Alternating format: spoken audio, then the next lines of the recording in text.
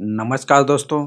APS संचालकों के लिए जो है आरबीआई की तरफ से जो एक नई गाइडलाइन जारी की गई है। अगर आप जो है एपीएस के द्वारा जो है पैसों का लेन देन करते हैं, चाहे आप किसी भी कंपनी की एपीएस सर्विस को इस्तेमाल कर रहे हैं, चाहे स्पाइस मनी या फिर जो फिनो बैंक्स या फिर जो है पे नियर बाई, आप जो किसी भी कंपनी की सर्विस को इस्तेमाल कर रहे हैं तो आप लोगों को जो इस वीडियो को ज़रूर शुरू से एंड तक देखना चाहिए, क्योंकि अभी जो आरबीआई की एक नई गाइडलाइन आई है उस गाइडलाइन के अनुसार जो है अगर आप जो कुछ इस प्रकार की जो है गलती करते हैं तो आप लोगों की जो है एपीएस की आईडी जिसके द्वारा जो आप कैश का लेन देन करते हैं परमानेंटली ब्लॉक होने वाली है। और ऐसा ही नहीं कि अगर एक बार ब्लॉक हो गई तो आप जो उसे फिर से ओपन कर सकते हैं या फिर जो किसी दूसरे कंपनी में जाके फिर से दूसरी आईडी ले सकते हैं, तो ऐसा बिल्कुल भी नहीं है। क्योंकि आप जो है चाहे किसी भी कंपनी की एपीएस की आईडी लेके रखे हों, उनमें जो है आप लोगों का आधार और पैन कार्ड जो है ज़रूर लिंक होता है। तो अभी आरबीआई क्या करने वाला है, सभी को जो भी इस तरह की गलती कर रहे हैं सभी को जो आधार के थ्रू और पैन कार्ड के थ्रू जो है पकड़ने वाला है और उन्होंने उनकी आईडीज़ को जो है परमानेंटली जो है बंद करने वाला। तो अभी क्या गलती आप कर रहे हो मैं आप लोगों को दिखा देता हूं। अगर आप भी कुछ इस तरह की गलती कर रहे हैं तो इस गलती को तुरंत बंद कर दीजिए, क्योंकि अगर आपको जो है लाइफ टाइम कमीशन कमाना है। तो यहाँ पे आप देखेंगे एपीएस की सर्विस दी गई है, इस पर मैं क्लिक कर दे रहा हूँ। उसके बाद जो है मैंने एक वीडियो बनाया था कि आप लोगों को जो है बिल्कुल इस तरह से जो है नहीं करना चाहिए। तो आरबीआई ने जो है उसी के अकॉर्डिंग जो है इस नई अपडेट को आपके सामने लाया है। तो यहाँ पे आप देखेंगे please read advisory carefully while doing APS transaction. तो मैं रीड मोर पे क्लिक कर दे रहा हूँ। तो यहाँ पे जो आरबीआई ने जो है जो गाइडलाइन जारी की है वहाँ पे देख लेते हैं कौन सी। यहाँ पे देख सकते हैं, यहाँ पे मैं आप लोगों को दिखा देता हूँ। यहाँ पे हाँ, यहाँ पे चौथे नंबर पे है, देख सकते हैं फर्स्ट, सेकंड, थर्ड, फोर्थ।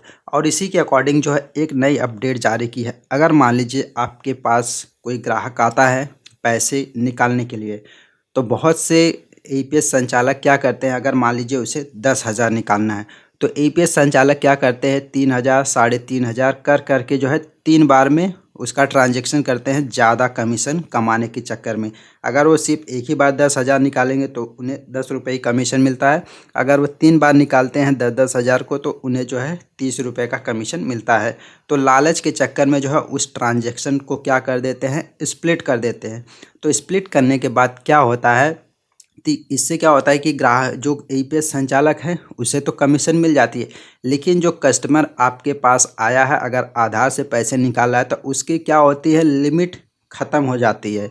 यानी कि जो है लिमिट ख़त्म हो जाने के बाद जो फिर से वो ट्रांजैक्शन अगर पैसे निकालना चाहता है तो वो नहीं निकाल पाएगा, क्योंकि उस एक महीने में जो हम 3 या 4 बार सिर्फ एपीएस से जो है पैसे निकाल सकते हैं। तो आप लोग भी ऐसा कर रहे हैं तो आप जो है ऐसा करने से बिल्कुल बचें। तो यहाँ पे आप देखेंगे बिल्कुल एकदम स्पष्ट रूप में लिखा गया है कि आप लोगों को किसी भी ट्रांजैक्शन को ब्रेक नहीं करना है, स्प्लिट नहीं करना है।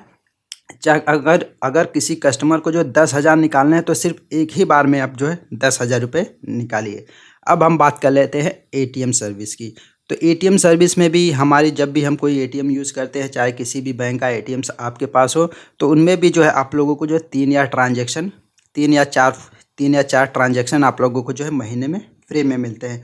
तो अगर आप भी जो है इसमें इस प्रकार से जो स्प्लिट ट्रांजेक्शन कर देते हैं, 3 बार में निकालते हैं या फिर जो 10,000 को 4 बार में निकालते हैं, तो इससे जो कस्टमर की लिमिट ख़त्म हो जाती है। उसके बाद क्या होता है, उसकी लिमिट तो ख़त्म हो गई, फिर से अगली बार जो हो सिर्फ किसी भी एटीएम में जाता है तो बैलेंस भी चेक करता है, बैलेंस इंक्वायरी करता है तो भी उसके चार्ज कटने लगते हैं। तो ऐसा जो है बहुत सारे केस देखने को मिल रहे हैं।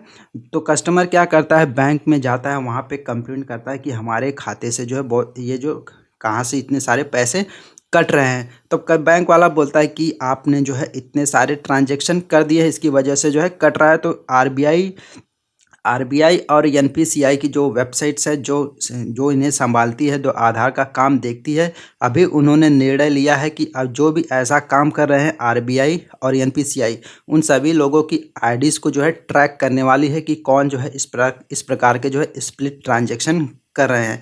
तो अगर आप जो है उनकी पकड़ में आ जाते हैं तो आप लोगों की जो है आईडी जो है परमानेंट डिजेबल, यानी कि जो परमानेंट बंद होने ही वाली है।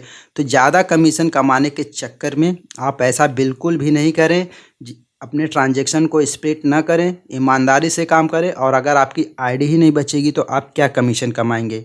तो आई होप कि इस वीडियो से जो है आप लोगों को सारे डिटेल्स पता चल गई होगी कि आप लोगों को जो इस प्रकार से ये गलतियां नहीं करनी है।